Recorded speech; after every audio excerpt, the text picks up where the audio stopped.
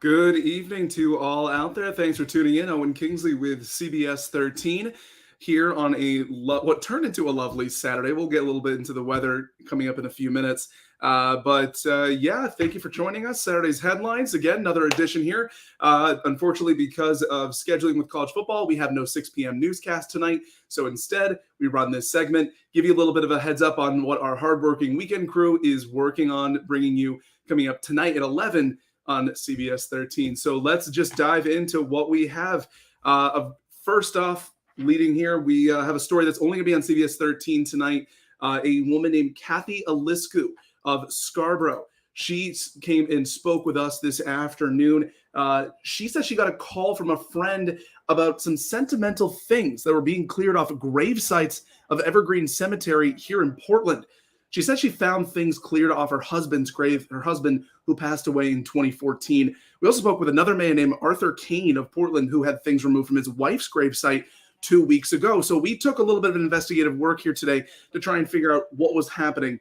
So the city of Portland, they do this cleanup every year before winter and throughout the year for groundskeeping purposes. As you can see in some of this video here, there's a lot of items, statues, angels, pictures of loved ones, and they were all strewn, or rather these items were rather deliberately placed on these grave sites in Evergreen Cemetery.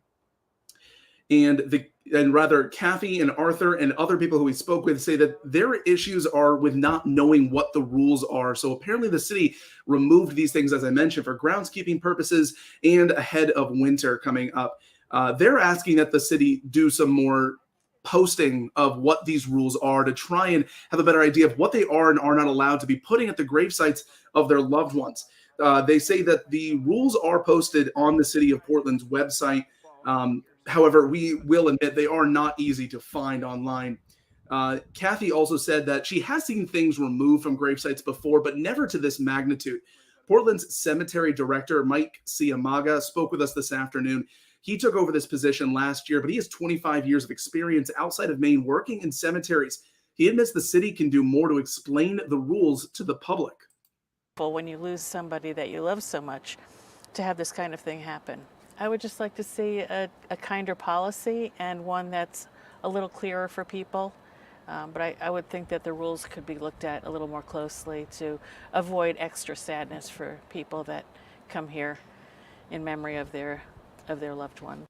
Anything that could cause an obstruction for our workers. On every lot, you're allowed a memorial, which is a headstone or a marker, depending on the section that you're in, as well as a planting in a foot radius around that headstone. So our workers don't touch any planting in that foot radius around the headstone. But as far as items like this go, again, we have to be the same across the board. Ciamaga also mentioned they are empathetic towards those who are affected and will make efforts to post signage to make rules more clear. He didn't give a specific timeline. He just mentioned in the next few weeks. And for those who have things that they want to get back that were rather leaning or around grave sites in Evergreen Cemetery, they're suggesting, or rather, you can actually just go to Evergreen Cemetery right now. There's a trailer behind the cemetery's office where you can pick those items up. And that trailer will get moved into a garage if they expect bad weather. Please reach out to the cemetery if you have any further questions. We'll have that full story coming up tonight at CBS 13. Also in our headlines today, New Hampshire Police say they have made another arrest for an individual for reckless driving on I-95 in New Hampshire. 20-year-old Daryl Germain of Portland, Maine, was arrested in the early morning this morning in Greenland on Route 95 northbound. He was clocked at driving 137 miles per hour. The speed limit in that stretch of road, 65 miles an hour. They say they saw him speeding, or rather state police saw him speeding and noted that there was also an open liquor bottle in the back seat, which was seized as evidence. Germain was taken into custody, and he's being charged with reckless operation and transportation of alcoholic beverages by a minor. And again, this is something that we'll have more details on coming up tonight. This is not the first time in recent weeks that we've seen someone getting either cited or arrested for dangerous speeding. We'll have more details on that coming up tonight, but there was another instance late in October of an individual who was caught driving 121 miles an hour on that same stretch of road. Also in the headlines, a huge traffic alert for folks who are commuting this coming week. State Road just east of New Meadows Road in West Bath. There, it is closed to a pipe failure during last night's storm. Maine Department of Transportation doing an emergency road closure on State Road, which is likely to take a full week. Maine DOT said they're already planning to make repairs here next week, but the rain caused the failure first, though traffic should use Route 1 as a detour. Local traffic can access State Road via the Bath Rotary during the closure. And as I mentioned at the top, bit of an odd day for weather, a little bit of a pretty stormy rather for a lot of part of the state today. Turned out to be a really nice afternoon. We're going to toss it now to Tommy House, who's going to join us, our forecaster here. Tommy, what can we expect for the rest of tonight, going to tomorrow, whole weekend? Yeah, thanks, Owen. I mean, we had a flip of weather. We had a lot of heavy rain, high wind gusts, and temperatures increased as soon as the sun came out. And kind of just we had 3 record-breaking cities across the board where temperatures exceeded 70 degrees, and we had records. So Portland, Augusta, high of 70, Portland 73, Concord 73, 75 in Portsmouth. But only Concord, Augusta, and Portland broke these records, and these are the records you're going to be seeing right here in the next slide.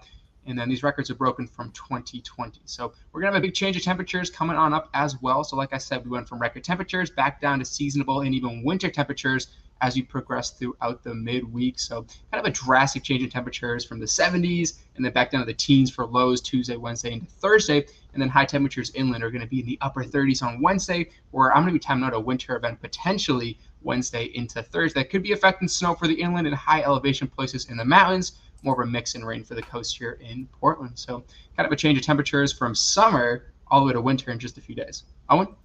Okay, well, Tommy, appreciate it. Thank you. And again, we'll have Tommy's full forecast coming up tonight, CBS 13 at 11.